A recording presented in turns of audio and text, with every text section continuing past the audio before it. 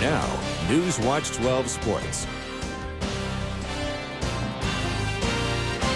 14 years ago, Oregon's Casey Martin made history at the U.S. Open. He was allowed to use a golf cart because of a birth defect in his right leg that causes him extreme pain. But that was also his last appearance in a major tournament until this week, as history repeats itself. Martin completed the second round of the U.S. Open today at the Olympic Club. That's the same course the 1998 tournament was held at. Martin has been a golf coach at the University of Oregon since 2006, and even though he hasn't been in a major for more than a decade, last week he managed to qualify.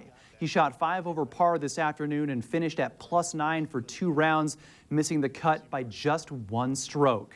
But Martin said today he was just enjoying the challenge of being back in a professional competition. As a competitor, I'm disappointed right now, but these are experiences that don't come around very often, to get to play in a U.S. Open in these conditions. So it's a special week. Another homegrown golfer in the U.S. Open is Oregon State's Nick Sherwood. The OSU junior missed the cut. He shot 10 over par today and was +18 in the first 2 rounds. One bright spot for Sherwood in his major appearance, he did have a couple of birdies over those 2 days.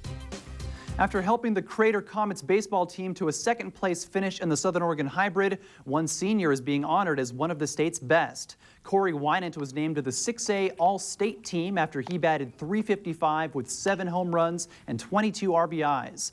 He was a 4-year starter for the Comets and helped Crater finish 18-10 in just its second season in the 6A.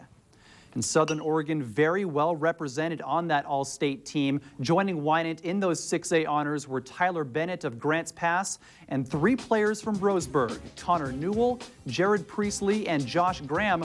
He was also named the 6A Pitcher of the Year. Some of the top tennis talents in Southern Oregon are squaring off in the Rogue Valley Open Championships this weekend, but they're being served an up-close lesson from a legendary Rogue Valley talent.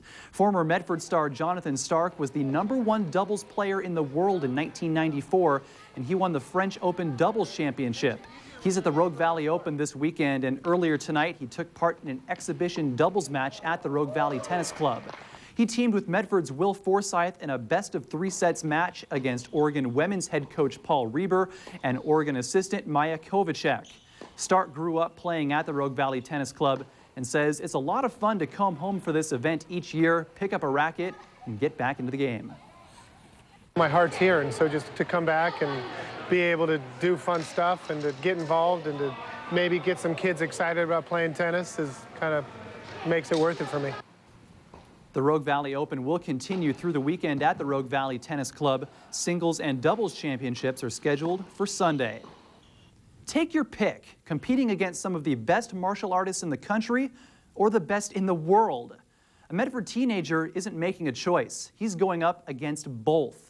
16-year-old Jacob Grace was already set to compete in Taekwondo at the Junior Olympics in Dallas later this month, but now he's qualified to take on the world's best in Korea. That's at the World Taekwondo Culture Expo this July.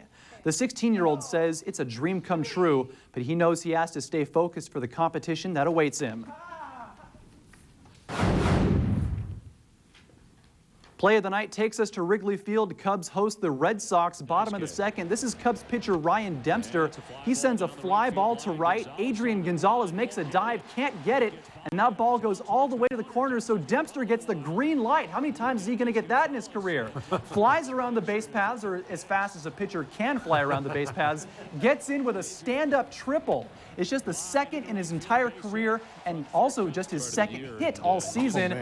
And besides that, he also went 7 innings on the mound and gave up just 4 hits. Dempster's dominance helps the Cubs go on to win 3-2. So how many times you see a pitcher getting in with a stand-up triple? That's something that he is going to be remembering for a long time. He's probably sore. Yeah, he isn't usually a lot sore. of ice right now. Yeah, no kidding. Thanks very much.